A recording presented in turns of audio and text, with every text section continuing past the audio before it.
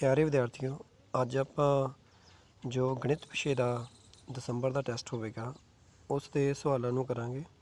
ਇਹ ਦੋ ਭਾਗਾਂ ਵਿੱਚ ਹੋਵੇਗਾ, ਇੱਕ ਗੂਗਲ ਫਾਰਮ ਤੇ ਦੂਸਰਾ ਕਾਪੀ ਤੇ ਕਰਨ ਵਾਲੇ ਪ੍ਰਸ਼ਨ, ਜਿਨ੍ਹਾਂ ਨੂੰ ਲੌਂਗ ਟਰਮ ਪ੍ਰਸ਼ਨ ਵੀ ਕਹਿੰਦੇ ਆ। ਆਓ ਆਪਾਂ ਇਹਨਾਂ ਸਵਾਲਾਂ ਨੂੰ ਹੱਲ ਕਰਦੇ ਹਾਂ ਜੋ ਸਾਨੂੰ ਨਮੂਨੇ ਦਾ ਪ੍ਰਸ਼ਨ ਪੱਤਰ ਮਿਲਿਆ ਹੈ। ਪਹਿਲਾ ਸਵਾਲ, ਹੇਠਾਂ ਦਿੱਤਿਆਂ ਵਿੱਚੋਂ ਸਹੀ ਵਿਕਲਪ ਦੀ ਚੋਣ ਕਰੋ। ਕਹਿੰਦਾ 5 ਦਾ ਸਥਾਨਕ ਮੁੱਲ ਦੱਸਣਾ। ਆਪਾਂ ਇਸ ਸਵਾਲ ਦੇ ਵਿੱਚ ਆਪਾਂ ਪਹਿਲਾਂ ਤੋਂ ਜਾਣਦੇ ਹਾਂ ਕਿ ਭਾਰਤੀ ਸੰਖਿਆ ਪ੍ਰਣਾਲੀ ਜਾਂ ਅੰਤਰਰਾਸ਼ਟਰੀ ਪ੍ਰਣਾਲੀ ਦੇ ਵਿੱਚ ਆਪਾਂ ਜਦੋਂ ਵੀ ਅੰਕਾਂ ਦੀ ਸ਼ੁਰੂਆਤ ਕਰਦੇ ਹਾਂ ਇਕਾਈ, ਦਹਾਈ, ਸੈਂਕੜਾ, ਹਜ਼ਾਰ ਕਰਦੇ ਹਾਂ। ਹੁਣ ਇਹਦੇ ਵਿੱਚ ਅੰਕ ਆ ਗਿਆ ਸਾਡੇ ਕੋਲ 5, 3, 7 ਅਤੇ 2। ਜਿਹੜਾ 5 ਅੰਕ ਉਹ ਕਿਹੜੇ ਸਥਾਨ 'ਤੇ ਆ ਗਿਆ? ਇਕਾਈ ਦੇ ਸਥਾਨ। ਇਹਦਾ ਮਤਲਬ ਸਾਡਾ ਸਹੀ ਜੋ ਉੱਤਰ ਹੈ ਉਹ ਕੀ ਹੋਵੇਗਾ? ਇਕਾਈ। ਸਹੀ ਉੱਤਰ ਕੀ ਹੋ ਗਿਆ? ਇਕਾਈ। ਦੂਸਰਾ ਸਵਾਲ, ਸਭ ਤੋਂ ਛੋਟੀ ਟਾਂਕ ਸੰਖਿਆ ਕਿਹੜੀ ਹੈ? ਟਾਂਕ ਸੰਖਿਆਵਾਂ ਦੀ ਸ਼ੁਰੂਆਤ 1, 3, 5, 7, 9 ਜਦੋਂ ਉਹਦੇ ਪੜ੍ਹ 'ਤੇ ਨਹੀਂ ਆਉਂਦੀ, ਕਿਹੜੀ ਹੈ ਸਭ ਤੋਂ ਛੋਟੀ? 1। ਇਸ ਦਾ ਉੱਤਰ 1 ਹੋ ਗਿਆ। ਹੇਠ ਲਿਖਿਆਂ ਵਿੱਚੋਂ ਕਿਹੜੀਆਂ ਸਹਿ ਅਭਾਜ ਸੰਖਿਆਵਾਂ ਹਨ? ਉਹ ਸੰਖਿਆਵਾਂ ਜਿਹੜੀਆਂ ਕਿਸੇ ਵੀ ਪਹਾੜੇ 'ਤੇ ਨਾ ਆਉਣ, ਆਪਣੇ ਸਾਂਝਾ ਪਹਾੜਾ ਨਾ ਹੋਵੇ ਜਿਨ੍ਹਾਂ ਵਿੱਚ, ਉਹਨਾਂ ਨੂੰ ਸਹਿ ਅਭਾਜ ਸੰਖਿਆਵਾਂ ਕਹਿੰਦੇ ਹਨ। ਜਿਵੇਂ 6 ਅਤੇ 8 ਦੇ ਵਿਚਕਾਰ ਇਹ ਦੋਨੋਂ 2 ਦੇ ਪਹਾੜੇ 'ਤੇ ਆਉਂਦੇ ਆ, ਇਸ ਕਰਕੇ ਇਹਨਾਂ ਵਿੱਚ ਸਾਂਝਾ ਗੁਣਨਖੰਡ 2 ਆਉਣ ਕਰਕੇ ਸਹਿ ਅਭਾਜ ਸੰਖਿਆਵਾਂ ਨਹੀਂ ਆਈਆਂ। 2 ਦੇ ਪਹਾੜੇ 'ਤੇ 6 ਦਾ 2 ਤੀਆ 6, 2 ਦੇ ਪਹਾੜੇ 'ਤੇ 8 ਦਾ 2 ਚੁੱਕੇ 8, ਸਾਂਝਾ ਗੁਣਨਖੰਡ ਮਿਲ ਗਿਆ। 18 ਅਤੇ 35, ਜੇਕਰ 18 ਦੇ ਆਪਾਂ ਗੁਣਨਖੰਡ ਕਰੀਏ ਤਾਂ 18 2 ਦੇ ਪਹਾੜੇ 'ਤੇ ਵੀ ਆਉਂਦਾ 2 9 18, 3 ਦੇ ਪਹਾੜੇ 'ਤੇ ਵੀ ਆਉਂਦਾ 3 6 18, 6 ਦੇ ਪਹਾੜੇ 'ਤੇ ਵੀ ਆਉਂਦਾ 6 ਤੀਆ 18, 9 ਦੇ ਪਹਾੜੇ 'ਤੇ 9 ਦੁਨੀਆ 18, 18 ਦੇ ਪਹਾੜੇ 'ਤੇ ਵੀ ਆਉਂਦਾ। ਪਰ ਇਹ ਅਤੇ 35 5 ਅਤੇ 7 ਦੇ ਪਹਾੜੇ 'ਤੇ ਆਉਂਦਾ। ਇਹਦੇ ਨਾਲ ਸਾਂਝਾ ਪਹਾੜਾ ਨਹੀਂ ਹੈਗਾ ਇਹਨਾਂ ਵਿੱਚ ਕੋਈ ਵੀ, ਇਸ ਕਰਕੇ ਇਹ ਕਿਹੜੀਆਂ ਸੰਖਿਆਵਾਂ ਹੋ ਗਈਆਂ? ਸਹਿ ਅਭਾਜ ਸੰਖਿਆਵਾਂ, ਕੋਈ ਵੀ ਸਾਂਝਾ ਗੁਣਨਖੰਡ ਨਾ ਹੋਣ ਕਰਕੇ। ਚੌਥਾ ਸਵਾਲ, ਹੇਠ ਲਿਖੇ ਵਿੱਚੋਂ ਕਿਸ ਬਹੁਭੁਜ ਦੇ ਵਿਕਰਨ ਨਹੀਂ ਹੁੰਦੇ? ਕਿਸ ਬਹੁਭੁਜ ਦੇ ਵਿਕਰਨ ਨਹੀਂ ਹੁੰਦੇ? ਆਓ ਆਪਾਂ ਬਣਾ ਕੇ ਦੇਖਦੇ ਹਾਂ ਜੀ। ਪਹਿਲੀ ਹੈਗੀ ਤ੍ਰਿਭੁਜ, ਇਹ ਬਣ ਗਈ ਤ੍ਰਿਭੁਜ। ਅਗਲੀ ਹੈਗਾ ਘਣਾਵ, ਆਹ ਸਾਡੇ ਕੋਲ ਬਣ ਗਿਆ ਘਣਾਵ। ਅਗਲਾ ਹੈਗਾ ਜੀ ਸਾਡੇ ਕੋਲ ਚਤੁਰਭੁਜ ਕੋਈ ਵੀ।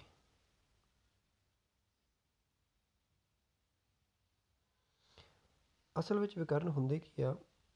ਕਿਸੇ ਵੀ ਵਰਟੈਕਸ ਤੋਂ, ਸਿਖਰ ਤੋਂ ਆਪਾਂ ਨਾਲ ਦੇ ਸਿਖਰਾਂ ਨੂੰ ਛੱਡ ਕੇ ਜਦੋਂ ਮਿਲਾਉਂਦੇ ਹਾਂ ਤਾਂ ਉਸ ਨੂੰ ਵਿਕਰਨ ਕਹਿੰਦੇ ਆ। ਲਾਗਮਾ ਸਿਖਰ ਇਹ ਹੈ, ਇੰਨਾ ਵੀ ਨਹੀਂ ਮਿਲਾ ਸਕਦੇ। ਲਾਗਮਾ ਸਿਖਰ ਇਹ ਆ, ਲਾਗਮਾ ਕਿ ਨਾਲ ਵਾਲਾ, ਇਹਨਾਂ ਨੂੰ ਨਹੀਂ ਮਿਲਾਇਆ ਜਾ ਸਕਦਾ। ਇਹਨਾਂ ਨੂੰ ਛੱਡ ਕੇ, ਪਰਿਆਂ ਤੋਂ ਛੱਡ ਕੇ ਕੋਈ ਪੁਆਇੰਟ ਹੀ ਹੈ ਨਹੀਂ, ਸਿਖਰ ਹੈ ਨਹੀਂ, ਇਸ ਕਰਕੇ ਇਹਦਾ ਕੋਈ ਵੀ ਵਿਕਰਨ ਨਹੀਂ ਹੋਵੇਗਾ।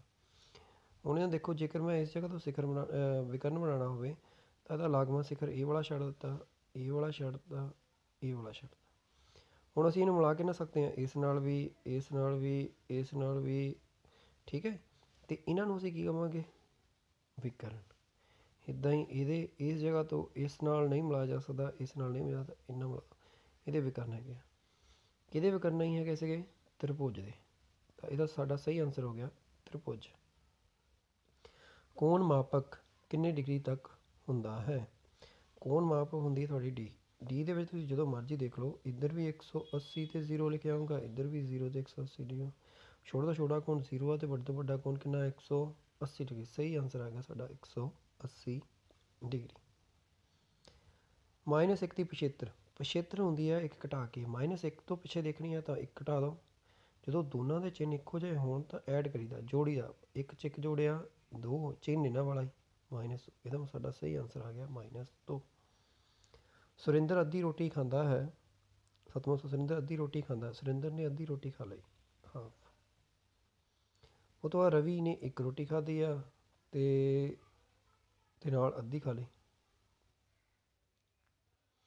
ਹੁਣ 1 ਰੋਟੀ ਤਾਂ ਪੂਰੀ ਸੀਗੀ, ਪਰ ਅੱਧੀ ਇਹਨੇ ਖਾਧੀ, ਅੱਧੀ ਇਹਨੇ ਖਾਧੀ, ਉਹ ਵੀ ਕੀ ਬਣ ਗਈ? 1। 1 ਜਮ੍ਹਾਂ 1 ਕਿੰਨਾ ਹੋ ਗਿਆ? 2। ਤਾਂ ਟੋਟਲ ਕਿੰਨੀਆਂ ਰੋਟੀਆਂ ਹੋ ਗਈਆਂ? ਕਿੰਨੀਆਂ ਰੋਟੀਆਂ ਹੋ ਗਈਆਂ? 2 ਰੋਟੀਆਂ। ਦੋਨਾਂ ਨੇ ਰਲ ਕੇ 2 ਰੋਟੀਆਂ ਖਾਧੀਆਂ। ਅਗਲਾ ਸਵਾਲ, ਸੰਖਿਆ 11 ਇਹ ਤਾਂ ਸਾਡੀ ਸੰਖਿਆ ਪੂਰਨ ਸੰਖਿਆ, ਇਹ 11 ਆ ਗਈ। ਉਹ ਤੋਂ ਬਾਅਦ ਦਸ਼ਮਲਵ ਲੱਗ ਗਿਆ। ਇਹ ਸਾਡਾ 10ਵਾਂ ਭਾਗ ਹੈ, ਇਹ 100ਵਾਂ ਹੈ, ਇਹ 1000ਵਾਂ ਹੈ। 10ਵੇਂ ਵਿੱਚ ਆਪਾਂ ਲਿਖ 11 ਪੂਰੇ ਹੋ ਗਏ। ਅਗਲਾ 11/10 ਨੂੰ ਅਸੀਂ ਲਿਖ ਸਕਦੇ ਹਾਂ 1.110 ਹੈ, ਇੱਕ ਅੰਕ ਛੱਡ ਕੇ ਦਸ਼ਮਲਵ ਲਗਾ ਦਿੱਤਾ ਆਪਾਂ। ਠੀਕ ਹੈ ਜੀ। ਅਗਲਾ 11/100 ਹੈ, 2 ਅੰਕ ਛੱਡ ਕੇ ਦਸ਼ਮਲਵ ਲਾਤਾ। ਇਹਦਾ ਮਤਲਬ ਇਹ ਬਣ ਗਿਆ 0.11 ਅਤੇ ਜਿਹਦੇ ਮੂਹਰੇ ਨਾ ਕੋਈ ਅੰਕ ਬਚੇ ਤਾਂ 0 ਲਾ ਦੋ। ਨਹੀਂ ਸਮਝ ਲੱਗਾ ਕਿ ਲੱਗ ਗਿਆ? ਇਹਦਾ ਮਤਲਬ 11/100 ਦਾ ਬਣ ਗਿਆ ਸਾਡੇ ਕੋਲ 0/11। ਠੀਕ ਹੈ। ਅਤੇ 11/10 ਦਾ ਬਣ ਗਿਆ ਸੀਗਾ 1.1, 11 ਇਕੱਲੇ 11 ਹੀ। ਅਗਲਾ ਆ ਗਿਆ 11/1000। ਹੁਣ ਅਸੀਂ ਲਿਖਦੇ ਹਾਂ 11/1000। ਆਹ 11 ਬਟੇ ਵਿੱਚ 1000 ਲਾਤਾ। ਹੁਣ 3 ਜ਼ੀਰੋ ਆ ਉੱਪਰ, ਪਰ 2 ਅੰਕ ਆ। ਜੇ 2 ਅੰਕ ਹੋਣ ਤਾਂ 11 ਹੀ ਰੱਖਣੇ, ਹੋਣ ਤਾਂ ਅੱਗੇ 0 ਲਾ। ਤਾਂ ਇਹ ਬਣ ਗਿਆ 0.011, ਇਹ ਬਣ ਗਿਆ 0.01। ਹੁਣ ਸਾਡੇ ਕੋਲ 3 ਅੰਕ ਆ ਗਏ। ਪਹਿਲਾ ਅੰਕ ਆ ਗਿਆ ਸਾਡੇ ਕੋਲ 11, ਦਸ਼ਮਲਵ ਲਾ ਦੋ ਉਹਦੇ ਮਗਰ, ਪੂਰਾ ਸੀਗਾ। ਫਿਰ ਆ ਗਿਆ 1.1, ਦਸ਼ਮਲਵ ਦੇ ਥੱਲੇ 1, ਇੱਧਰ 1, ਇੱਧਰ 1। ਫਿਰ ਦਸ਼ਮਲਵ ਤੋਂ ਬਾਅਦ 2 1, ਦਸ਼ਮਲਵ ਲਾਤਾ 2 1। ਫਿਰ ਉਸ ਤੋਂ ਬਾਅਦ ਦਸ਼ਮਲਵ ਲਾ ਦਿਓ ਅਤੇ 0 1। ਹੁਣ ਜੋੜ ਦੇਣਾ। ਇਹ ਲਾਸਟ ਵਾਲਾ 1 ਆ, ਇਹ 1 1 2 ਹੋ ਗਿਆ, ਇਹ ਵੀ 1 1 2 ਹੋ ਗਿਆ ਦਸ਼ਮਲਵ, ਇਹ 1 1 2 ਹੋ ਗਿਆ, 12.221। ਆਹ ਵਾਲਾ ਆਂਸਰ ਆ ਗਿਆ। ਨਹੀਂ ਸਮਝ ਲੱਗਾ ਕਿ ਲੱਗ ਚੁੱਕਾ ਜੀ। ਅਗਲਾ ਸਵਾਲ, ਜੇਕਰ ਚਿੱਤਰ ਦੇ ਅਨੁਸਾਰ ਕਹਿੰਦਾ ਬੋਤਲਾਂ ਦੇ ਦਿੱਤੀਆਂ ਉਹਨੇ ਸਾਨੂੰ। ਇਹ ਇੱਕ ਚਿੱਤਰ 5 ਬੋਤਲਾਂ ਦੇ ਬਰਾਬਰ ਹੈ। ਅਸੀਂ ਕਿੰਨੀਆਂ ਬੋਤਲਾਂ ਦੱਸਣੀਆਂ? ਸਾਡੇ ਕੋਲ 25 ਬੋਤਲਾਂ ਹੈ। ਤਾਂ ਇੱਕ ਚਿੱਤਰ ਆਪਾਂ ਬਣਾਉਣੇ ਕਿੰਨੇ ਬਣੇ? ਇੱਕ ਚਿੱਤਰ ਕਿੰਨੀਆਂ ਬੋਤਲਾਂ ਦੇ ਬਰਾਬਰ ਹੈ? 5 ਦੇ। ਜਦੋਂ ਇੱਕ ਚਿੱਤਰ ਲਾਵਾਂਗੇ ਉਹ 5 ਬੋਤਲਾਂ ਦੇ ਬਰਾਬਰ ਹੈ। ਇਹਦਾ ਮਤਲਬ ਅਸੀਂ ਇਹਦੇ ਵਿੱਚੋਂ ਚਿੱਤਰ ਕੱਢਣੇ ਹਨ। ਤਾਂ ਚਿੱਤਰ ਕੱਢਣ ਲਈ ਕੀ ਕਰਾਂਗੇ? ਇਸ ਨੂੰ 5 ਨਾਲ ਭਾਗ ਕਰ ਦਾਂਗੇ, ਜਿੰਨੀ ਇੱਕ ਬੋਤਲ ਦਾ ਇੱਕ ਚਿੱਤਰ ਬੋਤਲਾਂ ਦੇ ਬਰਾਬਰ ਹੈ। 5 5 25। ਇਹਦਾ ਮਤਲਬ ਸਾਨੂੰ ਕੁੱਲ ਚਿੱਤਰ ਕਿੰਨੇ ਬਣਾਉਣੇ ਪੈਣਗੇ? 5। ਤਾਂ 5 ਵਾਲਾ ਸਾਡਾ ਬੀ ਆਪਸ਼ਨ ਸਹੀ ਹੈ। ਇੱਕ ਰੁਮਾਲ, 10ਵਾਂ ਸਵਾਲ, ਇੱਕ ਰੁਮਾਲ ਦੇ ਆਲੇ ਦੁਆਲੇ ਲੈਸ ਲਗਾਉਣ ਲਈ ਸਾਨੂੰ ਹੇਠ ਲਿਖਿਆਂ ਵਿੱਚੋਂ ਕੀ ਪਤਾ ਹੋਣਾ ਚਾਹੀਦਾ ਹੈ? ਰੁਮਾਲ ਮੰਨ ਲਓ ਆਪਾਂ ਇਸ ਆਕਾਰ ਦਾ ਲੈ ਲਿਆ, ਚੌਰਸ। ਹੁਣ ਆਪਾਂ ਇਹਦੇ ਆਲੇ ਦੁਆਲੇ ਗਰੀਨ ਲੈਸ ਲਾਉਣੀ ਹੈ ਜੀ। ਆਪਾਂ ਲੈਸ ਲਾਉਣ ਲੱਗ ਪਏ, ਇੱਧਰ ਨੂੰ ਗਏ, ਉੱਪਰ ਨੂੰ ਗਏ, ਇੱਧਰ ਨੂੰ ਗਏ ਅਤੇ ਇੱਧਰ ਨੂੰ ਗਏ। ਜਦੋਂ ਵੀ ਆਪਾਂ ਕਿਸੇ ਚੀਜ਼ ਦੇ ਆਲੇ ਦੁਆਲੇ ਘੁੰਮਦੇ, ਆਲੇ ਦੁਆਲੇ ਦਾ ਘੇਰਾ, ਤਾਂ ਆਲੇ ਦੁਆਲੇ ਦੇ ਘੇਰੇ ਨੂੰ ਕੀ ਬੋਲਦੇ ਹਾਂ? ਹਮੇਸ਼ਾ ਪਰਿਮਾਪ। ਕੀ ਬੋਲਦੇ ਹਾਂ?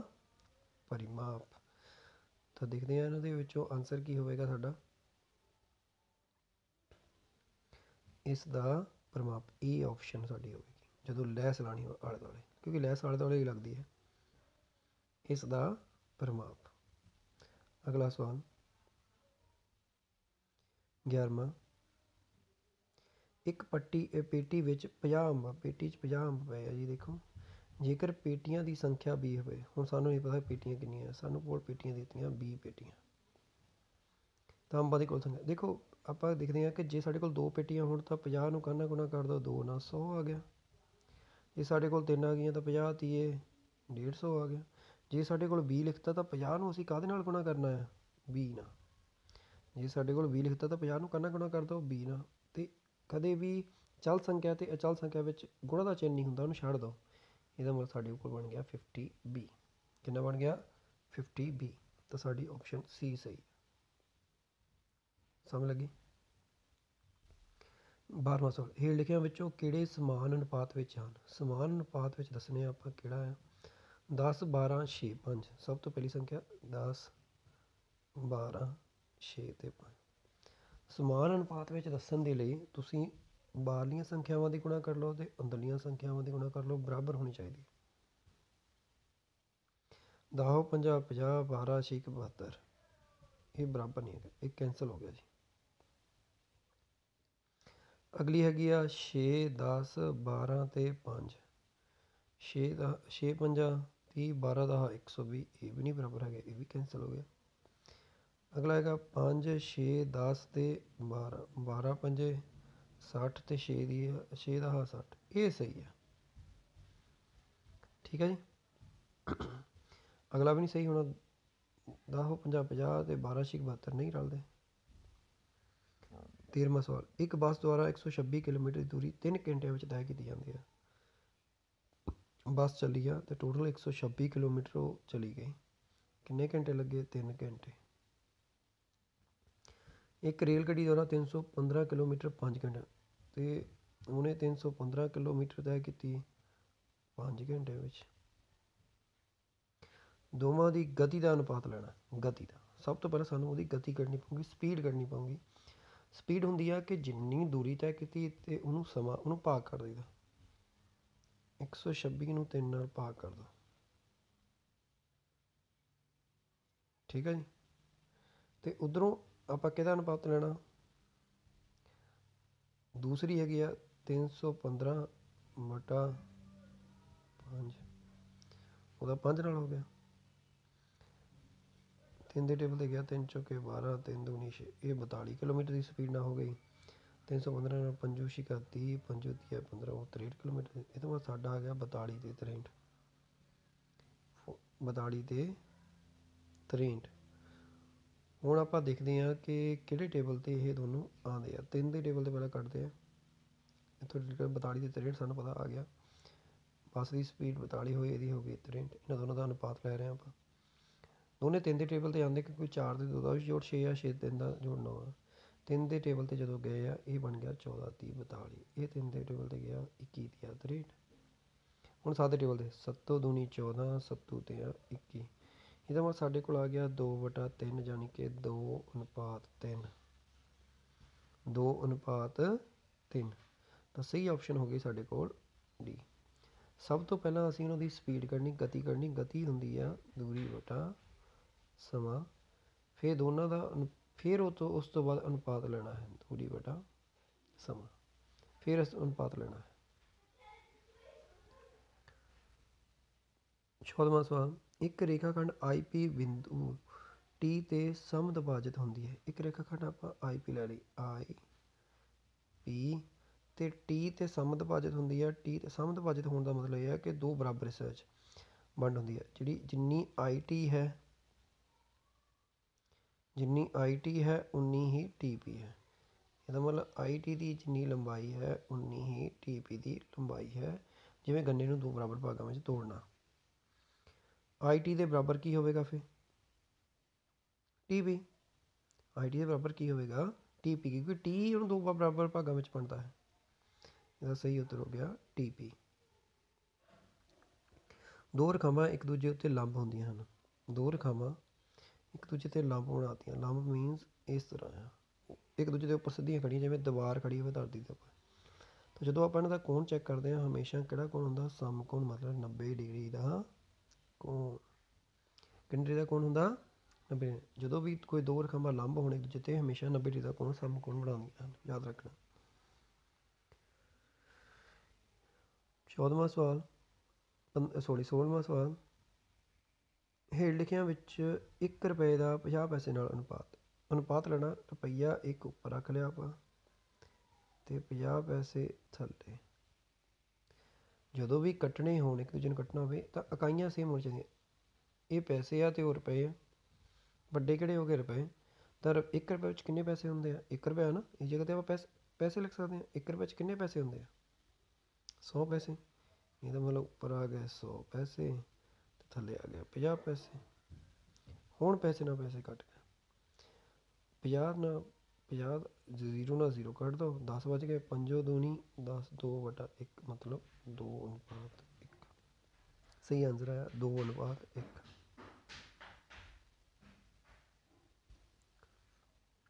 17ਵਾਂ ਸਵਾਲ, ਦਿੱਤੇ ਗਏ ਪ੍ਰਸ਼ਨ ਸਹੀ ਜਾਂ ਗਲਤ 'ਤੇ ਟਿਕ ਲਗਾਉਣੀ ਹੈ ਆਪਾਂ। ਹਾਂਜੀ, ਅਗਲਾ ਸਵਾਲ, ਦਿੱਤੇ ਗਏ ਪ੍ਰਸ਼ਨ ਸਹੀ ਗਲਤ ਦੀ ਚੋਣ ਕਰਨੀ ਹੈ। 69 ਨੂੰ ਰੋਮਨ ਗਿਣਤੀ ਵਿੱਚ ਲਿਖਣਾ ਹੈ।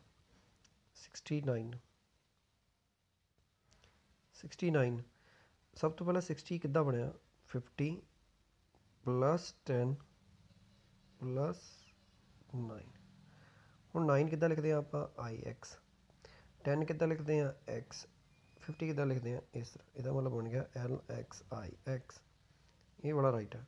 पर उन्होंने की लिखा है, उन्होंने देखते हैं LX IX याद रखना, LXXI जद कि आना चाहिए सीगा LXIX, इन्होंने लिखता XI, it मीनस it is a wrong. अगला, एक दिन 24 गुणा 60 मिनट के बराबर होंदा है। एक दिन में घंटे गिन लो 24, तो हर घंटे च मिनट किन्ने आ 60, तो बिल्कुल सही आंसर है। एक ਅਤੇ 20 ਦੇ ਵਿਚਕਾਰ 10 ਭਾਜ ਸੰਖਿਆਵਾਂ ਹੁੰਦੀਆਂ ਹਨ। ਇੱਕ ਅਤੇ 20 ਦੇ ਵਿਚਕਾਰ ਭਾਜ ਸੰਖਿਆਵਾਂ, ਦੇਖੋ 2 ਵੀ ਅਭਾਜ ਹੈ, 3 ਵੀ ਅਭਾਜ ਹੈ, ਭਾਜ ਕਿਹੜੀ ਆ ਗਈ 4, ਉਹ ਤੋਂ ਬਾਅਦ 5 ਵੀ ਅਭਾਜ ਹੈ, 6 ਆ ਗਈ, 7 ਵੀ ਅਭਾਜ ਹੈ, 8 ਆ ਗਈ, 9 ਆ ਗਈ, 10 ਆ ਗਈ, 11 उधर चला गया, 12 आ गई, 13 उधर चला गया, 14 आ गई, 15 आ गई, 16 आ गई, 17 उधर चला गया, 18 आ गई, तो 19 भी उधर चला गया। ठीक है जी, साढ़े को आ बचे हैं 1 1 2 3 4 5 6 7 8 9 10, बिल्कुल सही है जी। 10 भाज संख्यावां होंदियां हन। दो बिंदुओं विचों दो रेखावां लंघदियां हन। देख लेंदे हैं भी जी बना के। दो बिंदु लए है जी, ਆਪਾਂ ਇਹਦੇ ਵਿੱਚੋਂ ਰੇਖਾਵਾਂ ਬਣਾਉਣ ਦੀ ਕੋਸ਼ਿਸ਼ ਕਰਦੇ ਹਾਂ। ਠੀਕ ਹੈ ਜੀ,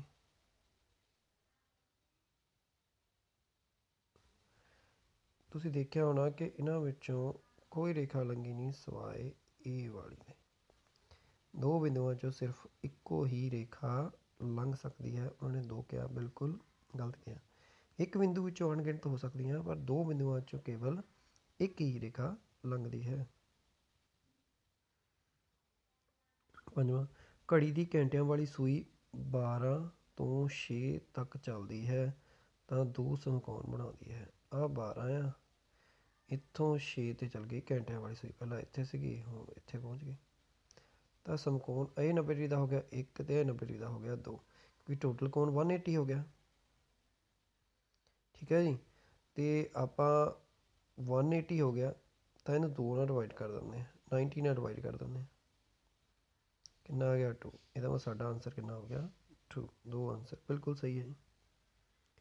-8 ਤੋਂ -15 ਡਿਗਰੀ ਸੈਲਸੀਅਸ ਵੱਧ ਤਾਪਮਾਨ ਦੀ ਉਛਾਲ ਨੂੰ ਦਰਸਾਉਂਦਾ ਹੈ। ਕਹਿੰਦਾ -8 ਡਿਗਰੀ ਸੈਲਸੀਅਸ ਅਤੇ -15 ਡਿਗਰੀ ਸੈਲਸੀਅਸ, ਇਹਨਾਂ ਵਿੱਚੋਂ ਵੱਧ ਤਾਪਮਾਨ ਕਿਹੜਾ ਹੋਇਆ?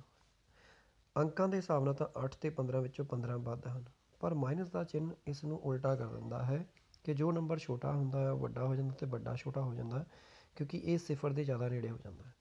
ਇਸ ਲਈ -8 ਵੱਡਾ ਹੈ ਅਤੇ -15 ਛੋਟਾ, ਇਹ ਸਾਡਾ ਵੱਡਾ ਸੰਖਿਆ ਹੈ।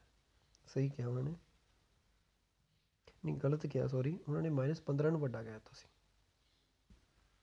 6 ਘੰਟੇ ਇੱਕ ਦਿਨ ਦੀ 1/6 ਪਿੰਨ ਹੈ।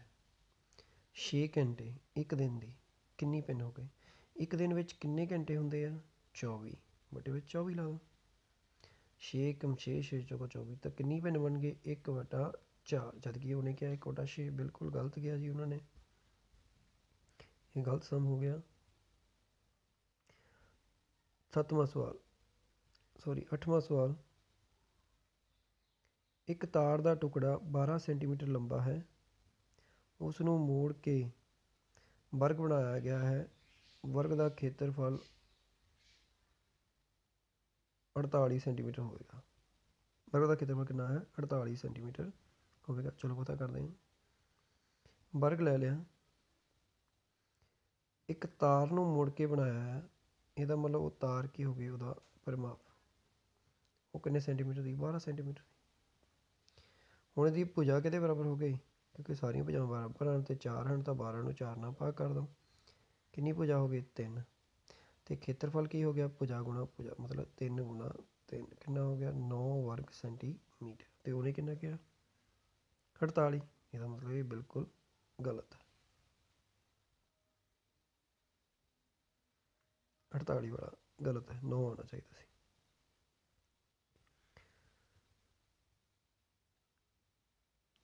ਖਾਲੀ ਸਥਾਨ ਭਰੋ।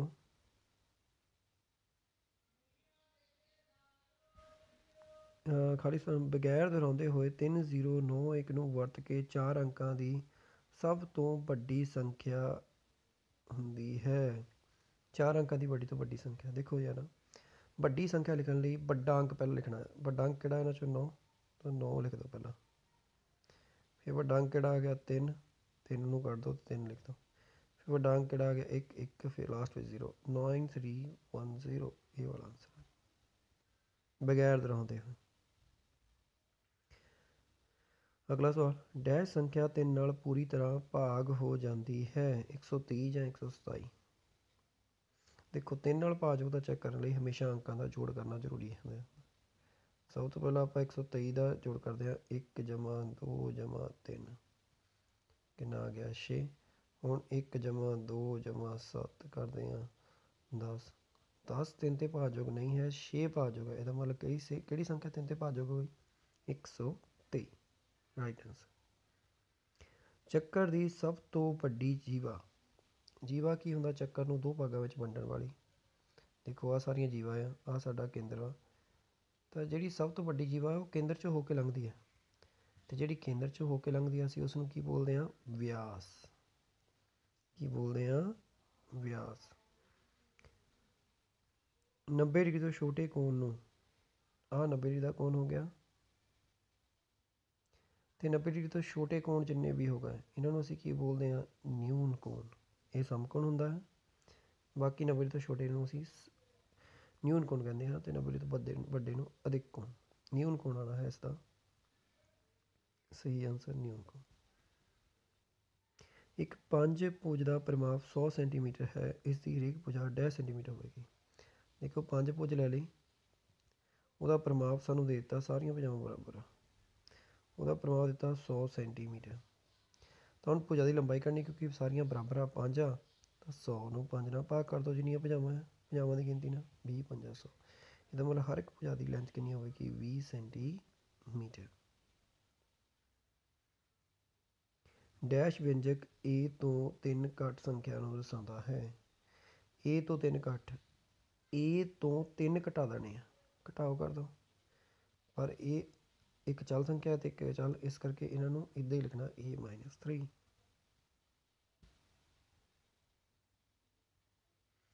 ਤ੍ਰਿਭੁਜ। ਅਗਲਾ ਸਵਾਲ ਹੈਗਾ ਤ੍ਰਿਭੁਜ 1 2 3 4 ਤਾਰਿਆਂ ਸੰਖਿਆ 5 ਦਾ ਅਨੁਪਾਤ, ਤਾਂ 4 ਅਨੁਪਾਤ ਕੀ ਹੋ ਗਿਆ?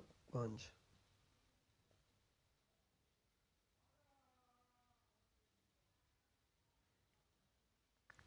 ਪਹਿਲਾ ਹੈ ਨਾ, ਇੱਕ ਚਤੁਰਭੁਜ ਬਣਾਉਣ ਲਈ ਕਿੰਨੇ ਘੱਟੋ ਘੱਟ ਡੈਸ਼ ਸੈੱਟ ਸਕੁਅਰਾਂ ਦੀ ਵਰਤੋਂ ਕਰੋਗੇ?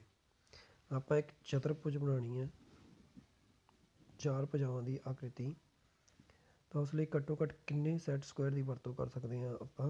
2 ਸੈੱਟ ਸਕੁਅਰ ਦੀ। ਦੇਖੋ ਵਰਗ ਵੀ ਬਣ ਸਕਦਾ, ਉਹਦੇ ਨਾਲ ਆਇਤ ਵੀ ਬਣ ਸਕਦੀ ਹੈ, ਘੱਟੋ ਘੱਟ 2।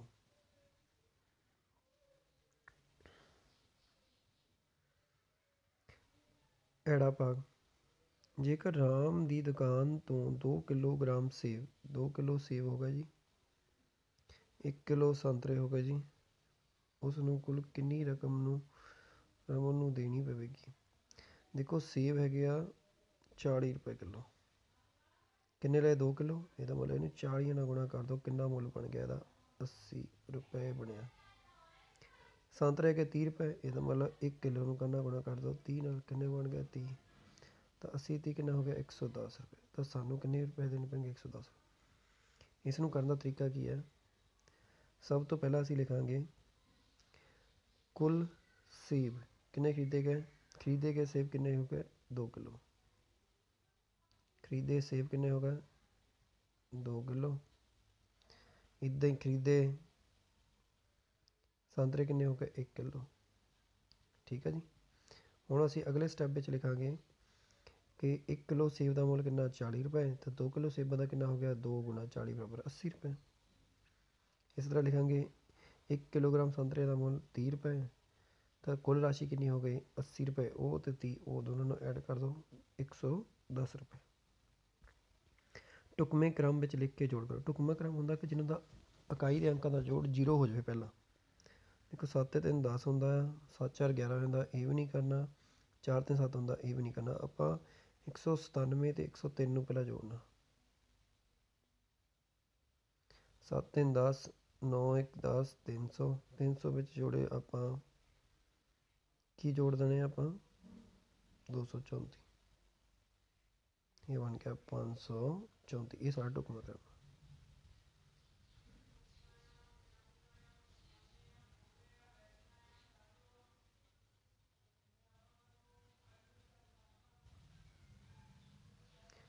ਕਹਿੰਦਾ ਚਿੱਤਰ ਨੂੰ ਵੇਖ ਕੇ ਉਹਨਾਂ ਬਿੰਦੂਆਂ ਦੇ ਨਾਮ ਲਿਖੋ। ਤ੍ਰਿਭੁਜ ਦੇ ਅੰਦਰ ਕਿਹੜਾ ਬਿੰਦੂ ਆ? ਇਕੱਲਾ ਇਕੱਲਾ P। ਇਹਦਾ P ਹੈ ਨਾ। ਤ੍ਰਿਭੁਜ ਦੇ ਉੱਪਰ ਕਿਹੜੇ ਬਿੰਦੂ ਆ? ਇੱਕ A ਹੋ ਗਿਆ, ਇੱਕ B ਹੋ ਗਿਆ, ਇੱਕ C ਹੋ ਗਿਆ। ਅਗਲੇ ਬਿੰਦੂ ਹੈ ਤ੍ਰਿਭੁਜ ਦੇ ਬਾਹਰ ਸਥਿਤ ਇੱਕੋ ਇੱਕ ਬਿੰਦੂ ਆ Q। ਹੇਠਾਂ ਦਿੱਤੀਆਂ ਤ੍ਰਿਭੁਜਾਂ ਦੇ ਪ੍ਰਕਾਰ ਲਿਖੋ। ਭੁਜਾਵਾਂ ਆ, ਭੁਜਾਵਾਂ ਦੇ ਆਧਾਰ ਤੇ ਦੇਖੋ ਦੋ ਭੁਜਾਵਾਂ ਬਰਾਬਰ ਆ, ਇਸ ਨੂੰ ਕਹਿੰਦੇ ਆ ਸਮ ਦੋ ਭੁਜੀ। ਸਮ ਮੀਨਸ ਬਰਾਬਰ। ਦੇਖੋ ਇਹ ਬਣ ਗਈਆਂ ਸਮ ਦੋ ਭੁਜੀ। ਸਮ ਦਾ ਮੀਨਸ ਬਰਾਬਰ, ਦੋ ਮੀਨਸ ਦੋ, ਭੁਜੀ ਮੀਨਸ ਭੁਜਾਵਾਂ। ਜਿਹੜੀਆਂ ਦੋ ਭੁਜਾਵਾਂ ਬਰਾਬਰ ਹਨ ਉਸ ਨੂੰ ਸਮ ਦੋ ਭੁਜੀ ਕਹਿੰਦੇ ਆ, ਭੁਜਾਵਾਂ ਦੇ ਆਧਾਰ ਤੇ। ਅਗਲੇ 'ਚ ਦੇਖੋ ਕੋਈ ਵੀ ਭੁਜਾ ਬਰਾਬਰ ਨਹੀਂ ਹੈਗੀ। ਜਿਹਦੀਆਂ ਕੋਈ ਭੁਜਾ ਬਰਾਬਰੀ ਨਾ ਹੋਵੇ ਉਸ ਨੂੰ ਕਹਿੰਦੇ ਆ ਵਿਖਮ ਭੁਜੀ, ਵੱਖਰੀਆਂ ਵੱਖਰੀਆਂ ਭੁਜਾਵਾਂ। ਵਿਖਮ ਭੁਜੀ ਤ੍ਰਿਭੁਜ। ਪਤਾ ਕਰੋ 27 ਵਿੱਚੋਂ -2 ਕੱਟੇ। ਦੇਖੋ ਇੱਥੇ -27 ਲਿਖਿਆ ਸ਼ਾਇਦ। -27 ਵਿੱਚੋਂ -2 ਕੱਢੇ। ਦੇਖੋ ਇਸ ਅੰਕ ਦੇ ਅੱਗੇ ਦੋ ਮਾਈਨਸਾਂ ਲੱਗੀਆਂ। ਜਦੋਂ ਦੋ ਮਾਈਨਸਾਂ ਹੋਣ ਉਹ ਪਲੱਸ ਵਿੱਚ ਬਦਲ ਜਾਂਦੀਆਂ ਹੈ। ਅਗਲੀ ਚੀਜ਼ ਆਪਾਂ ਇੱਥੇ ਦੱਸਦੇ ਹਾਂ ਤੁਹਾਨੂੰ ਕਿ ਇਹਨਾਂ ਦੋਨਾਂ ਦੇ ਚਿੰਨ੍ਹ ਪਲੱਸ ਅਤੇ ਮਾਈਨਸ ਆ। ਉਲਟੇ ਚਿੰਨ੍ਹ, ਜਦੋਂ ਉਲਟੇ ਚਿੰਨ੍ਹ ਹੁਣ ਘਟਾਓ ਕਰੀਏ। 27 ਚੋਂ 2 ਕੱਢੇ 25 ਅਤੇ ਵੱਡਾ ਅੰਕ ਮੈਂ ਕਹਿ ਰਿਹਾ, ਵੱਡਾ ਅੰਕ ਜਿਹੜਾ ਵੀ ਹੋਵੇ ਉਸ ਦਾ ਚਿੰਨ੍ਹ, ਵੱਡਾ ਅੰਕ 27 ਹੈ ਉਸ ਦਾ ਚਿੰਨ੍ਹ ਮਾਈਨਸ ਹੈ, ਤਾਂ ਆਨਸਰ ਕੀ ਆ ਗਿਆ -25। ਇਹ ਸਾਡਾ ਸਹੀ ਤਰੀਕਾ ਹੋਇਆ। 15/85 ਨੂੰ ਸਰਲਤਮ ਰੂਪ ਵਿੱਚ ਲਿਖੋ। 15 ਬਟੇ ਵਿੱਚ ਕੀ ਲਾਤਾ ਆਪਾਂ 85 ਸਰਲਤਮ ਰੂਪ ਵਿੱਚ ਲਿਖਣਾ ਹੈ ਜੀ। ਸਰਲਤਮ ਰੂਪ ਵਿੱਚ ਲਿਖਣ ਦੇ ਲਈ ਸਾਨੂੰ ਸਭ ਤੋਂ ਪਹਿਲਾਂ ਇਹਨਾਂ ਦਾ ਸਾਂਝਾ ਗੁਣਨਖੰਡ ਪਤਾ ਹੋਣਾ ਚਾਹੀਦਾ ਹੈ। ਸਾਂਝਾ ਗੁਣਨਖੰਡ ਪਤਾ ਕਰਨ ਲਈ 85 ਅਤੇ ਆਪਾਂ 15 ਦਾ ਮਹਾਸਵਾ ਕੱਢਣਾ ਹੈ। ਮਹਾਸਵਾ ਕੱਢਣ ਦਾ ਤਰੀਕਾ ਦੇਖ ਲਓ ਜੀ ਕਿੱਦਾਂ ਕਰਦੇ ਹਾਂ ਆਪਾਂ। 85 ਵਿੱਚ ਰੱਖੇ, 15 ਨਾਲ ਭਾਗ ਕੀਤੇ, 15 ਛਿਕੇ 90, 15 5 75, 10 ਬਚ ਗਏ। ਹੁਣ ਜਿਹੜੇ ਇਹ ਵਾਲੇ 15 ਆ ਇਹਦੇ ਨਾਲ ਆਪਾਂ ਭਾਗ ਕਰਨਾ ਆ ਅਗਲੀ ਸੰਖਿਆ ਨੂੰ, ਜਿਹੜੀ ਆਪਾਂ ਜਿੰਨਾ ਭਾਗ ਕੀਤਾ ਸੀ। ਭਾਗ ਕਰਨ ਵਾਲੀ ਸੀ 15, 10 ਏਕਮ 10 ਬਚ ਗਏ 5। ਹੁਣ 5 ਵਾਰ ਅਤੇ 10 5 ਵਾਰ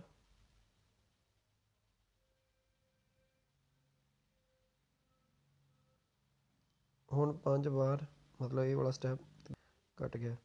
ਇਹਦਾ ਮਤਲਬ ਸਾਡਾ ਜੋ ਪੂਰਨ ਭਾਗ ਕੀਤਾ 5 ਨੇ, ਇਹ ਸਾਡਾ ਸਾਂਝਾ ਗੁਣਨ ਜਾਣੀ ਕਿ ਮਹਾਸਵਾ ਆ ਗਿਆ। ਹੁਣ ਇਸ ਨਾਲ 15 ਅਤੇ 85 ਨੂੰ ਭਾਗ ਕਰ ਦੇਣਾ ਹੈ। ਇਹਦਾ ਮਤਲਬ 15/85 ਅਸੀਂ ਉੱਪਰ ਵੀ 5 ਨਾਲ ਭਾਗ ਕਰ ਦਿੱਤਾ ਅਤੇ ਨੀਚੇ ਵੀ 5 ਨਾਲ ਭਾਗ ਕਰਤਾ। 15 ਨੂੰ 5 ਨਾਲ ਕੱਟਤਾ 85। ਇਹ ਬਣ ਗਿਆ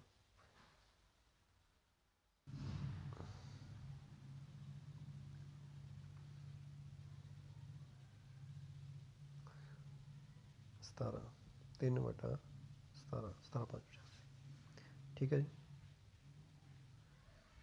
ਇਹਦਾ ਸਰਲਤਮ ਰੂਪ ਹੋ ਗਿਆ, ਨਿਊਨਤਮ ਰੂਪ ਵੀ ਹੋ ਗਿਆ। 200 ਅਗਲਾ ਸਵਾਲ ਹੈਗਾ 200 ਜਮ੍ਹਾਂ 30 ਜਮ੍ਹਾਂ 35। ਇਹ ਸਾਡੀ ਪੂਰਨ ਸੰਖਿਆ ਇਹ ਬਣ ਗਈ 235 ਐਡ ਕਰਕੇ। ਹੁਣ 2/10ਵਾਂ, ਉਸ ਤੋਂ ਬਾਅਦ 10ਵਾਂ ਜਿਹਦੇ ਥੱਲੇ ਸਿੰਗਲ ਜ਼ੀਰੋ ਉਹ ਹੈਗਾ ਅੰਕ 2। ਫਿਰ ਉਸ ਤੋਂ ਬਾਅਦ 100ਵਾਂ ਅੰਕ। ਦੇਖੋ ਅਗਲਾ ਵੀ 100ਵਾਂ ਨਹੀਂ ਹੈਗਾ, ਅਗਲਾ 10ਵਾਂ ਹੀ ਹੈ 9/10। ਇਹਦਾ ਮਤਲਬ ਜੇ 10ਵਾਂ ਉਹ ਵੀ ਇਸੇ ਜਗ੍ਹਾ 'ਤੇ ਆਵੇਗਾ। ਹੁਣ ਦੋਨਾਂ ਨੂੰ ਐਡ ਕਰ ਦਿਓ। 9 ਅਤੇ 2 11, 1 ਉੱਪਰ ਆਇਆ ਹਾਸਲ ਤਾਂ 5 ਅਤੇ 1 6, 3 ਅਤੇ 2 236.1। ਇੱਕ ਤਰੀਕਾ ਹੋਰ ਵੀ ਕਰ ਸਕਦੇ ਹਾਂ ਆਪਾਂ ਇਸ ਦਾ। ਹੁਣ ਦੇਖੋ ਇਹ 9 ਅਤੇ 2 ਦੋਨੋਂ 10ਵੇਂ ਦੇ ਹਿੱਸੇ ਹਨ। ਇਹਨਾਂ ਦੋਨਾਂ ਨੂੰ ਐਡ ਕਰ ਦਿਓ ਕਿਉਂਕਿ ਇਹਨਾਂ ਦਾ ਹਰ ਬਰਾਬਰ ਆ। 9 ਅਤੇ 2 ਕਿੰਨੇ ਹੋ ਗਏ 11। ਹੁਣ ਥੱਲੇ 1 0 ਆ, ਇੱਕ ਅੰਕ ਛੱਡ ਕੇ ਦਸ਼ਮਲਵ 1.1। ਸਾਡੀ ਪੂਰਨ ਸੰਖਿਆ ਕਿੰਨੀ ਸੀ 235। ਪੂਰਨ ਦੇ ਥੱਲੇ ਪੂਰਨ, ਦਸ਼ਮਲਵ ਤੋਂ ਪਹਿਲੇ ਵਾਲੀਆਂ ਪੂਰਨ ਹੁੰਦੀਆਂ। ਉਹ ਇਹ ਲੱਗ ਗਏ ਅਤੇ ਪਿੱਛੇ ਦਸ਼ਮਲਵ, ਇਹ ਬਣ ਗਿਆ ਦਸ਼ਮਲਵ 1, 235 ਦਾ ਕੀ ਬਣ ਗਿਆ 236.1। ਪ੍ਰਸ਼ਨ ਚਿੰਨ੍ਹ ਦੀ ਥਾਂ ਅੰਕ ਪਤਾ ਕਰੋ। ਦੇਖ ਲਓ ਇਸ ਨੂੰ ਕਰਨ ਦਾ ਤਰੀਕਾ ਜਿਹੜਾ ਧਿਆਨ ਨਾਲ ਦੇਖਣਾ। ਆਪਾਂ ਕੀ ਕਰਦੇ ਹਾਂ, ਪਹਿਲਾ ਤਰੀਕਾ ਤਾਂ ਇਹ ਹੈ ਕਿ ਆਪਾਂ 21 ਅਤੇ 3, ਦੇਖੋ 21 ਤੋਂ 3 ਵੱਲ ਨੂੰ ਜਾ ਰਹੇ ਹਾਂ, ਇਹਦਾ ਮਤਲਬ ਬੜੀ ਸੰਖਿਆ ਵੱਲ ਨੂੰ ਜਾ ਰਹੇ ਹਾਂ, ਤਾਂ 21 ਨੂੰ 3 ਨਾਲ ਭਾਗ ਕਰ ਦਿਓ। ਇਹਦਾ ਮਤਲਬ ਉੱਪਰਲੀ ਸੰਖਿਆ ਨੂੰ 7 ਨਾਲ ਗੁਣਾ ਕੀਤਾ ਤਾਂ ਜਾ ਕੇ 21 ਆਇਆ।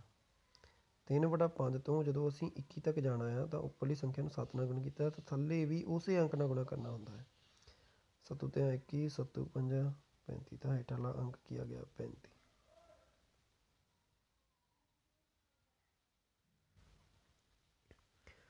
ਚਾਰ ਅੰਕਾਂ ਦੀ ਉਹ ਸਭ ਤੋਂ ਛੋਟੀ ਸੰਖਿਆ ਪਤਾ ਕਰੋ ਜੋ 18, 24, 32 ਨਾਲ ਭਾਗ ਹੋਵੇ। 4 ਅੰਕਾਂ ਦੀ ਸੰਖਿਆ ਲੱਭਣੀ 18, 24, 32 ਨਾਲ ਭਾਗ ਹੋਵੇ।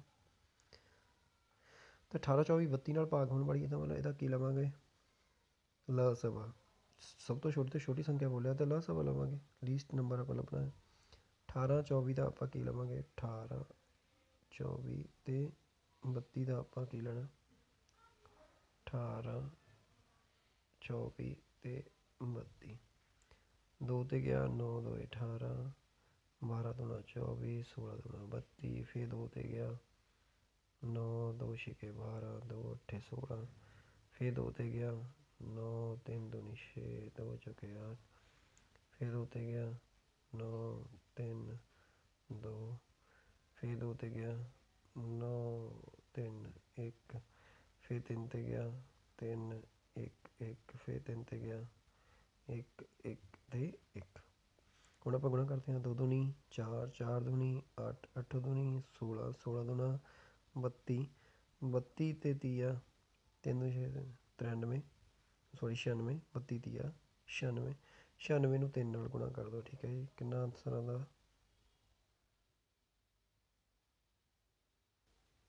288। ਸਾਡਾ ਆਨਸਰ ਆ ਗਿਆ 288। ਇਹਨਾਂ ਸਾਰਿਆਂ ਨੂੰ ਗੁਣਾ ਕਰਕੇ ਲਸਵ ਸਾਡਾ ਆ ਗਿਆ 288।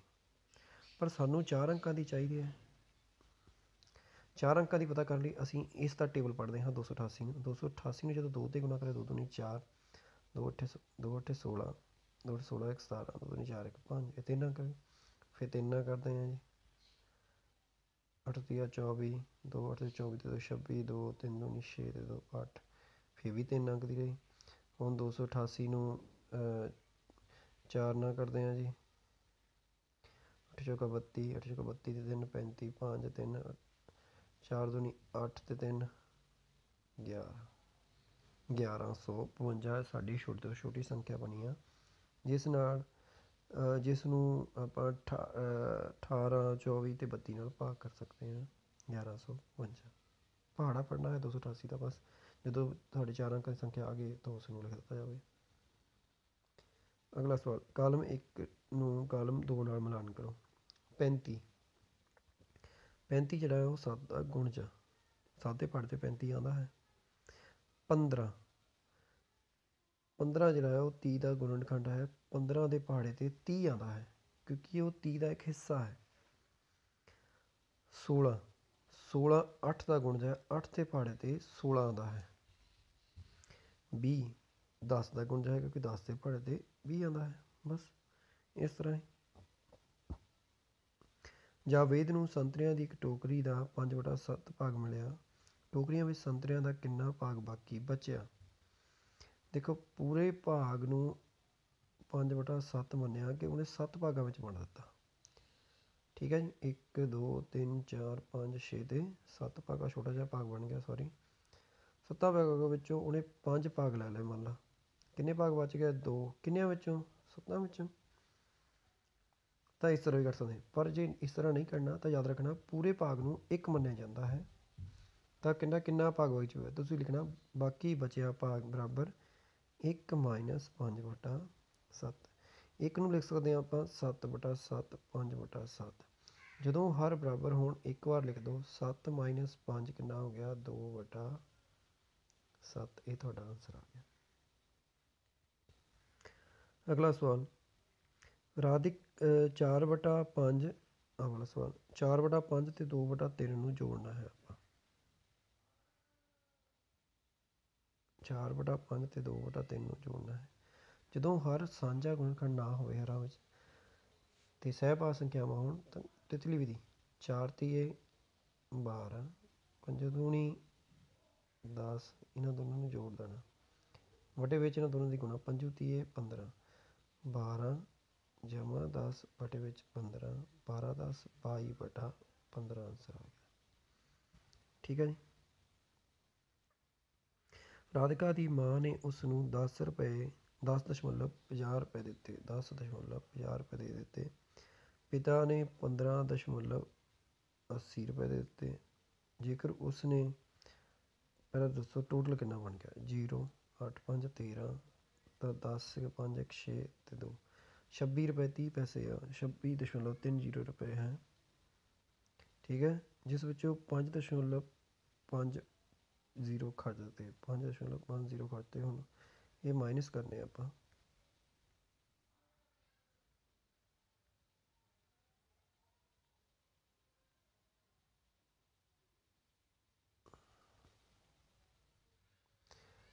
5.50 ਮਾਈਨਸ ਕਰ ਦਿੱਤੇ ਆਪਾਂ ਤਾਂ ਇੱਥੇ 13 ਕਰ ਦਿਓ ਇੱਥੇ 5 ਕਰ ਦਿਓ 13 'ਚੋਂ 5 ਗਏ 8 5 'ਚੋਂ 5 ਗਏ 0 20.8 ਸਾਡਾ ਆਂਸਰ ਆ ਗਿਆ।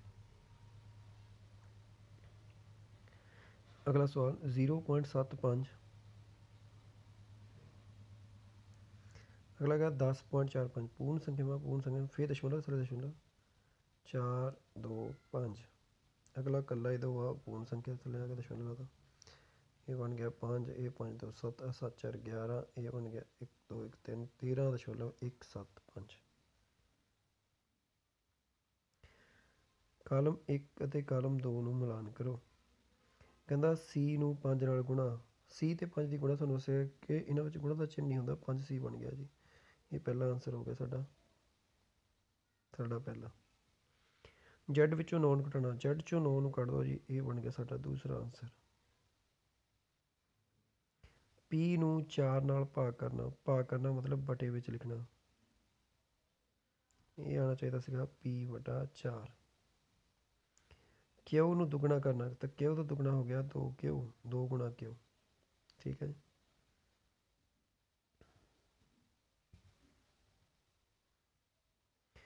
ਪੰਜਵਾਂ P/4 ਪਹਿਲਾਂ Y ਨੂੰ 2 ਨਾਲ ਗੁਣਾ ਕਰਨਾ 2 ਗੁਣਾ Y 2Y ਕਰਕੇ ਪ੍ਰਾਪਤ ਗੁਣਨਫਲ ਵਿੱਚੋਂ 5 ਘਟਾਉਣਾ ਤਾਂ 5 ਘਟਾ 2Y 5 ਇਹ ਤੁਹਾਡਾ ਪੰਜਵਾਂ ਹੋ ਗਿਆ।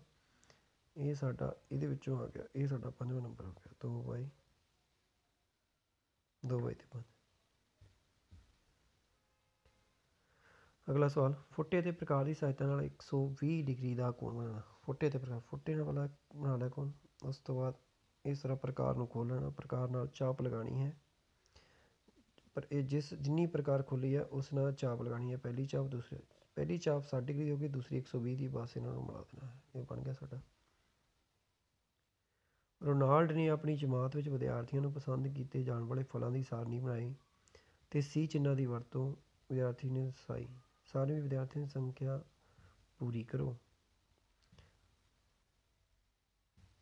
ਇੱਕ ਵਿਦਿਆਰਥੀ ਦਰਸਾਉਂਦਾ ਹੈ ਕਿਲਾ ਕਿੰਨੇ ਵਿਦਿਆਰਥੀ ਨੇ ਪਸੰਦ ਕੀਤਾ ਤੁਸੀਂ ਇਹ C ਨੂੰ ਗਿਣਦੇ ਜਾਣਾ ਅਤੇ ਇੱਥੇ ਨੋਟ ਕਰਦੇ ਜਾਣਾ 2 4 6 7 ਪਹਿਲਾ 7 ਹੋ ਗਿਆ ਅਗਲਾ 4 ਹੋ ਗਿਆ ਫਿਰ 5 ਹੋ ਗਿਆ ਫਿਰ 4 ਹੋ ਗਿਆ। ਕਹਿੰਦਾ ਗਣਿਤ ਦੇ ਇੱਕ ਟੈਸਟ ਵਿੱਚ 40 ਵਿਦਿਆਰਥੀਆਂ ਦੁਆਰਾ ਅੰਕ ਪ੍ਰਾਪਤ ਕੀਤੇ ਗਏ ਮਿਲਾਨ ਚਿੰਨ੍ਹ ਦੀ ਸਾਰਣੀ ਮਿਲਾਨ ਚਿੰਨ੍ਹ ਇਸ ਤਰ੍ਹਾਂ ਹੁੰਦਾ ਹੈ ਇੱਥੇ ਅੰਕ ਆ ਤੁਹਾਡਾ ਮੰਨ ਲਓ ਪਹਿਲਾ ਅੰਕ ਆ ਇੱਕ ਅੰਕ ਕਿੰਨੇ ਵਿਦਿਆਰਥੀ ਨੇ ਲਿਆ ਜਿੱਦਾਂ ਦਾ ਆਈ ਜਾਣਾ ਉਦੋਂ ਤੱਕ ਕੱਟੀ ਜਾਣਾ ਇੱਕ ਤਾਂ ਇੱਕ ਲਾਈਨ ਪਹਿਲੀ ਵਿੱਚ ਫਿਰ ਉਹ ਤੋਂ ਬਾਅਦ ਇੱਕ ਆ ਗਿਆ ਇੱਕ ਹੋਰ ਲਾਈਨ ਫਿਰ ਇੱਕ ਨਹੀਂ ਆਇਆ ਇਕੱਲਾ 2 ਵਾਰ ਇੱਕ ਆਇਆ ਇੱਥੇ ਆਹ ਮਿਲਾਨ ਚਿੰਨ੍ਹ ਹੋ ਗਿਆ ਪਰ ਯਾਦ ਰੱਖਣਾ ਪੰਜਵਾਂ ਜਿਹੜਾ ਮਿਲਾਨ ਚਿੰਨ੍ਹ ਆ ਉਹ 4 ਨੂੰ ਕੱਟ ਕੇ ਲਿਖੀਦਾ ਕਿ 5 ਹੋ ਗਿਆ ਸਾਡੇ ਪੂਰੇ। ਫਿਰ ਤੁਸੀਂ ਉਸ ਦੇ ਹਿਸਾਬ ਨਾਲ ਇਹ ਥੱਲੇ ਸਵਾਲਾਂ ਦੇ ਆਨਸਰ ਕਰਨੇ ਹਨ। ਅਗਲਾ ਸਵਾਲ ਇੱਕ ਆਇਤਕਾਰ ਗੱਤੇ ਦਾ ਖੇਤਰਫਲ ਸਾਨੂੰ ਦੇ ਦਿੱਤਾ ਆਇਤਕਾਰ ਗੱਤਾ ਹੈ ਉਹਦਾ ਖੇਤਰਫਲ ਦੇ ਦਿੱਤਾ ਮਤਲਬ ਅੰਦਰਲੇ ਭਾਗ ਦਾ 36 ਵਰਗ ਇਕਾਈਆਂ ਸੈਂਟੀਮੀਟਰ 9 ਸੈਂਟੀਮੀਟਰ ਦੀ ਲੰਬਾਈ ਹੈ ਚੌੜਾਈ ਪਤਾ ਕਰਨੀ ਹੈ ਆਹ ਵਾਲੀ ਚੀਜ਼ ਅਸੀਂ ਪਤਾ ਕਰਨੀ ਹੈ। ਇਹਦਾ ਫਾਰਮੂਲਾ ਹੁੰਦਾ ਹੈ ਲੰਬਾਈ ਗੁਣਾ ਚੌੜਾਈ। ਲੰਬਾਈ ਗੁਣਾ ਚੌੜਾਈ ਬਰਾਬਰ ਹੈ ਖੇਤਰਫਲ। ਅਤੇ ਜੇ ਇਹਨਾਂ ਲੰਬਾਈ ਚੌੜਾਈ 'ਚੋਂ ਕੋਈ ਵੀ ਚੀਜ਼ ਕੱਢਣੀ ਹੋਵੇ ਤਾਂ ਦੂਸਰੀ ਚੀਜ਼ ਨਾਲ ਖੇਤਰਫਲ ਨੂੰ ਭਾਗ ਕਰ ਦਈਦਾ ਹੈ, ਲੰਬਾਈ ਦੇ ਨਾਲ ਭਾਗ ਕਰ ਦਿਓ। ਇਹਦਾ ਮਤਲਬ 36 ਨੂੰ ਤੁਸੀਂ ਕੀ ਕਰਨਾ ਹੈ, ਇਹਦਾ ਮਤਲਬ 36 ਨੂੰ ਤੁਸੀਂ ਕੀ ਕਰਨਾ ਹੈ, 9 ਨਾਲ ਭਾਗ ਕਰਨਾ। 9 ਚੌਕਾ 4 ਨਾਲ ਭਾਗ ਕਰਕੇ 9 ਨੂੰ 36 ਨਾਲ ਭਾਗ 36 ਨੂੰ 9 ਨਾਲ ਭਾਗ ਕਰਕੇ ਆਪਣਾ ਆਂਸਰ ਆ ਜਾਣਾ ਸੀ 4। ਮੀਰਾ 150 ਮੀਟਰ ਲੰਬਾਈ ਅਤੇ 80 ਮੀਟਰ ਚੌੜਾਈ ਵਾਲੇ ਇੱਕ ਪਾਰਕ ਵਿੱਚ ਜਾਂਦੀ ਹੈ। 150 ਮੀਟਰ ਲੰਬਾ ਅਤੇ 80 ਮੀਟਰ ਚੌੜਾ। ਉਸ ਦਾ ਪੂਰਾ ਚੱਕਰ ਉਸ ਵਾਰ ਤੈਅ ਇੱਕ ਚੱਕਰ ਲਗਾਉਂਦੀ ਹੈ। ਇੱਕ ਚੱਕਰ ਲਗਾਉਣ ਲਈ ਉਹਨੇ ਇੱਕ ਵਾਰ ਲੰਬਾਈ, ਇੱਕ ਵਾਰ ਚੌੜਾਈ, ਦੂਸਰੀ ਵਾਰ ਲੰਬਾਈ ਅਤੇ ਦੂਸਰੀ ਵਾਰ ਚੌੜਾਈ, ਮਤਲਬ 2 ਵਾਰ ਲੰਬਾਈ ਨੂੰ ਤੈਅ ਕੀਤਾ, 2 ਵਾਰ ਚੌੜਾਈ ਨੂੰ। ਤਾਂ ਇਹਦਾ ਫਾਰਮੂਲਾ ਹੁੰਦਾ ਹੈ ਪਰਿਮਾਪ। ਆਪਾਂ ਇਹਦਾ ਸਭ ਪਰਿਮਾਪ ਪਤਾ ਕਰਨਾ ਹੈ। ਤੁਸੀਂ ਲਿਖਣਾ ਹੈ ਕਿ ਪਾਰਕ ਦੀ ਤੈਅ ਕੀਤੀ ਇੱਕ ਚੱਕਰ ਵਿੱਚ ਪਾਰਕ ਦੀ ਲੰਬਾਈ ਬਰਾਬਰ ਪਾਰਕ ਦਾ ਪਰਿਮਾਪ। ਤਾਂ ਪਰਿਮਾਪ ਦਾ ਫਾਰਮੂਲਾ ਹੁੰਦਾ 2L ਜਮਾ B, ਮਤਲਬ ਲੰਬਾਈ ਜਮਾ ਚੌੜਾਈ। 2 ਲੰਬਾਈ ਦੀ ਚੌੜਾਈ ਨੂੰ ਜੋੜ ਲਓ। ਜੇ ਇਹਨਾਂ ਦੋਨੋਂ ਨੂੰ ਜੋੜ ਲਈਏ ਤਾਂ ਇੱਧਰ ਵੀ ਇਹੀ ਹੈ, ਡਬਲ ਹੀ ਉਹਦਾ।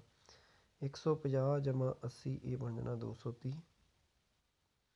230 ਨੂੰ ਆਪਾਂ 2 ਨਾਲ ਗੁਣਾ ਕਰ ਦਿਓ ਅਤੇ 460 ਮੀਟਰ ਆ ਗਿਆ। Thank you.